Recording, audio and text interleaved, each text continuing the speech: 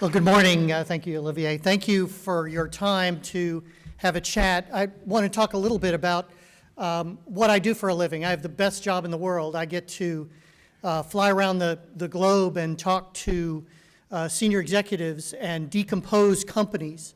That's what I've been doing my whole career. I'm a mathematician, and so when I look at organizations, when I look at companies, I break them down into their constituent parts to make a mathematical model of them to try to understand them a bit better.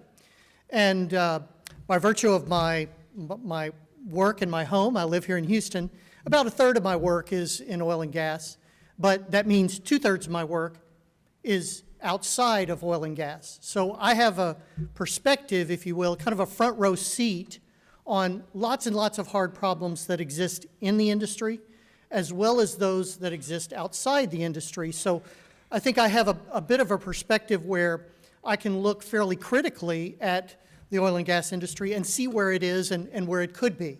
Harvard Business Review, about a year ago, published a survey of the digitization of various industries. Oil and gas was kind of lower middle, which means that it's made some good strides, and the things that have happened that are really good things. We heard about that this morning. I'm sure you're going to hear about that the next couple of days.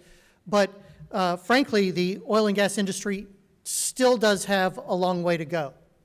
And I can say that because I get an opportunity to look at lots of other industries that are honestly leaps and bounds ahead of oil and gas.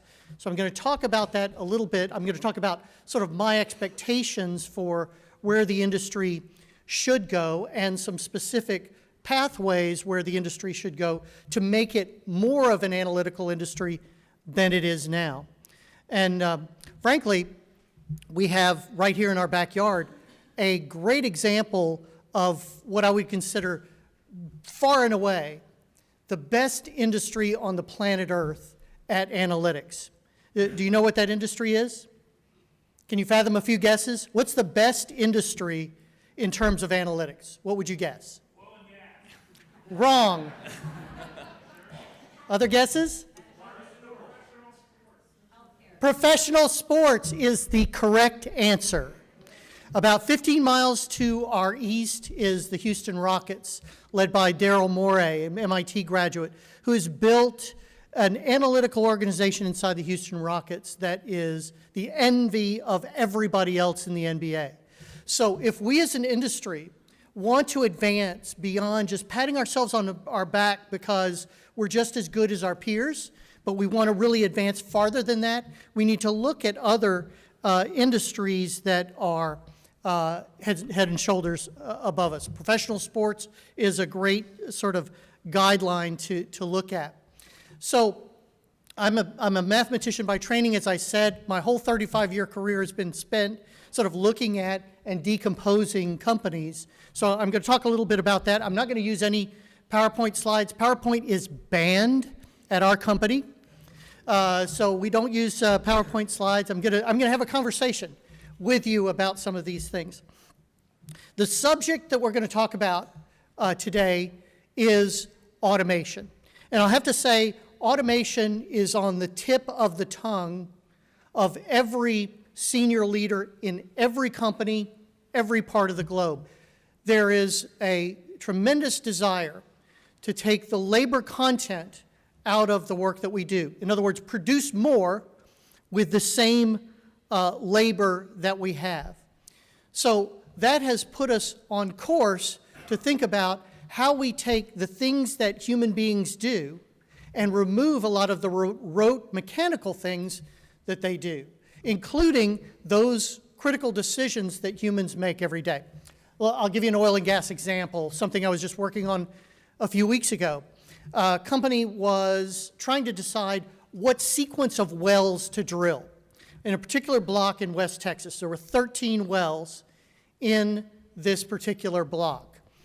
If you drill them in a certain sequence, okay, that's going to have an NPV and it's going to take a certain amount of time. If you mix up the sequence, okay, it'll be a slightly different NPV, slightly different time. How many possible sequences are there out of 13 wells. You didn't realize this was going to be a Q&A on your side, did you, today? How many? 100, couple of hundred, a few thousand? 6.2 billion possibilities, drilling 13 wells in a sequence. And I asked the question, I said, and this is a well-respected company, well-managed company, I said, how do you make the decision on the sequence of these 13 wells to drill? Oh, we have a human do that.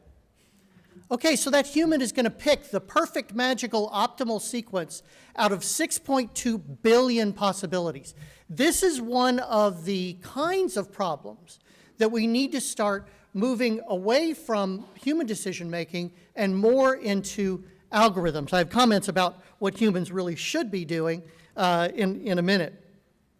So you might have noticed that in the last few years, we've had a lot more conversations about this word automation than we've had maybe in the previous few years. I saw there was a couple of slide entries with this word automation. We're seeing it every day in the Financial Times, in Wall Street Journal, in The Economist, are all talking about this subject, automation. Why is that? Well, I have a theory, and it's part of the second book that I'm writing is about automation. The first book I wrote was about sort of business problem solving called Profit from Science, published a couple of years ago. The new book is about automation, and I've had a chance to do a little bit of research across these companies that I mentioned, and I had some really interesting findings. Part of my talk to you today is sort of a report from the trenches. Here's what I found out. And it turns out that we are kind of on the precipice of an inflection point when it comes to automation, because we have a perfect storm of three particular things coming together. First, as was already mentioned, a tapestry of great technologies. There's AI and machine learning and natural language processing and better visualization. I mean, there's a whole range of the art of the possible today that we didn't have even as recently as a few years ago. The second thing is that we have more data at our disposal than we've ever had before. That's the whole subject of this conference, is data. So you all have done a great job, and you're going to talk about stories where you've done a great job of doing the right health and hygiene with respect to data. So whereas 5 years ago, often we were limited by the data that we had to apply to analytics and automation, that largely has gone away. We still got a ways to go, but that has largely gone away. And then finally, we've got the economic motivation to apply automation. Now, if you go outside the oil and gas industry, what senior leaders say, and they often use this phrase, cost efficiency is always a good strategy. Always. Good times, bad times, cost efficiency is always good. Yet I can remember a time not too long ago when we had $100 a barrel oil where cost efficiency didn't have the kind of emphasis that maybe it should have. So we're bad as an industry, honestly, of continuously applying a cost focus, whereas you go anywhere else, you go into manufacturing or retail or pharmaceutical, there's always this sort of continuous cost focus. So now we have an economic motivation that is bringing this sort of cost focus into play, and while these things that were cited earlier this morning about some of these cost advantages and decreases are laudable, and that's good and noble work, what I don't see yet is a fundamental transformation of the cost of the oil and gas industry. I still see, and from my own purview, a lot of legacy costs that are just carried forward via the tradition of the industry. Automation could be one of those areas where we make these significant step changes in the cost of doing business. Now, the focus of my remarks this morning are primarily around the offshore side of the business. Now, some of you work offshore, some of you work onshore, and various places in between. It still applies to onshore, but offshore is the most expensive barrel on the supply curve. That's where this cost vulnerability is going to be felt most. So that raises the question of, for example, could you have a completely unmanned drill ship? Well, perhaps you could. If you did have one of those, it'd be the safest drill ship on the water unless it runs into something. But is that even possible? It's kind of outrageous even to ask that question. But asking that question puts us on a path to say, what would it take? What would it actually take to automate something as big and as expensive and as risky as a drill ship? And a lot of the subject matter experts would laugh at kind of the suggestion that you could take the 100 or so crew on a drill ship and just sort of remove them tomorrow and replace that with some kind of set of algorithms, and those algorithms would have to be so extensive, et cetera, et cetera. Well, so let's take that question on and see what the process would look like to automate such a thing. So part of my research, again, is to look at what we can learn from, say, the automotive industry that's had automation for 50-odd years. What could we learn from them about the process of automating large and complicated systems? So it starts over here on your left. Okay, my hands will be my PowerPoint for today. It starts on your left with a hypothesis. You've got to develop a hypothesis around what it is you're automating and what is your motivation for automating, because that is going to set the style for how things get automated downstream. That's the first step. The next step is to create something called a digital twin. Now, I hope you write this phrase down, because this is a phrase that you're going to start to hear more and more in our industry. Digital twin. It is a digital copy, a digital replica of a real asset. Everything we know about that asset would be assigned to this digital copy. The behavior of the real asset is emulated in the behavior of this digital twin. So we create this digital twin, this emulation of the real asset, so that we can experiment and play around with different configurations of automation. Grab the average person on the street, you ask them about automation, their mental model is a system is either automated or it's not, black and white. That's not really the case with these complicated assets. There are degrees of automation. And so that's the whole purpose of the creation of the digital twin, is for you to then take the next step, which is the simulation of certain automation configurations and the stress testing of various automated configurations of this thing in a laboratory-like setting. It's dangerous and infeasible to try to automate a large real system in and of itself. You've got to do that in the laboratory, if you will, and then gradually roll out those automation configurations to the real system. And then the final step on your far right side is then redesigning the system in this automated frame. So to give you an example, a well-known fast food company has a restaurant. You would all recognize the name. On their headquarters campus, it's not open to the public, but it is completely automated. Not a single person runs that fast food establishment. You drive up to it, you place your order, your order gets prepared, you pay for your item, you retrieve your item, all without a single person involved. So think about it. Think about your average fast food outlet. If it was automated in that way, why would it have to be so big? Why would it need lights? There are things about the design of the system that we can now redesign with an automated frame. The same for real large, complicated assets like drill ships. And then the other thing I want to comment on is sort of an overlay of automation, a word you're also going to hear a lot that you heard this morning, which is the blockchain. So you all are in the sphere, the domain of data and information management.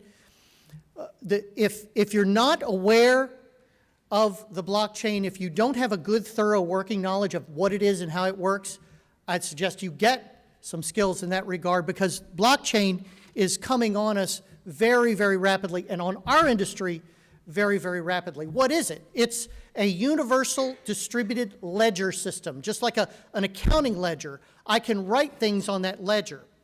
But the thing about blockchain is that it's universal. In other words, if everybody is on the same ledger. So imagine an offshore value chain that starts with a machine shop in Cleveland, Ohio that makes a little flange. That flange gets shipped to Mexico for assembly into a machine. That machine gets transported to the US for testing and final validation. It gets moved to a shore base. All the different transactions that happen in this value chain from the source to the point of use on the drill ship. Imagine if every one of those actors was connected via a universal singular ledger. That all the transactions, all the material certifications and the testing was all done through the same ledger. That's what blockchain seeks to do. There's also something called smart contracts, which are self-executing, self-administering logic, pieces of logic that are also contained on the ledger. So one of the examples that I mentioned in my paper, I won't elaborate it here, is the idea of exception conditions. This is another area where our industry isn't so great. We don't design for exception, things that go wrong. But things go wrong in our industry all the time. So imagine an offshore vessel that goes down because of an engine failure. What happens in the real world? Well, I can tell you, lots of phone calls and angry conversations, and finally another offshore supply vessel is found and is able to make that shipment. When all that could have been orchestrated automatically with smart contracts that are contained in the blockchain. So blockchain technology is a vital part. It's the lubrication, if you will, to all this automation that is being contemplated for the industry. So it's one of the foundational technologies. It's happening and being developed in other industries, and it's going to find its way in oil and gas, no doubt. So one of the things I wanted to do sort of in parting, and then we'll take some questions here, is to give you some specific homework. You know, I go to a lot of conferences, and I listen to a lot of great, talks, and the following Monday when I get to my office, I do the same thing I did before the conference. So I want to give you some specific things that you can possibly do to get ready for this sort of automated world. Number one, and since I'm not using PowerPoint, you got to write these down. Number one, make a science out of diagramming everything. The new language of automation is diagrams. We are going to communicate with ourselves and with our trading partners through the mechanism of diagrams. If you can take business functions and make a diagram of them, you will be in very good shape. You will create this engineering idea.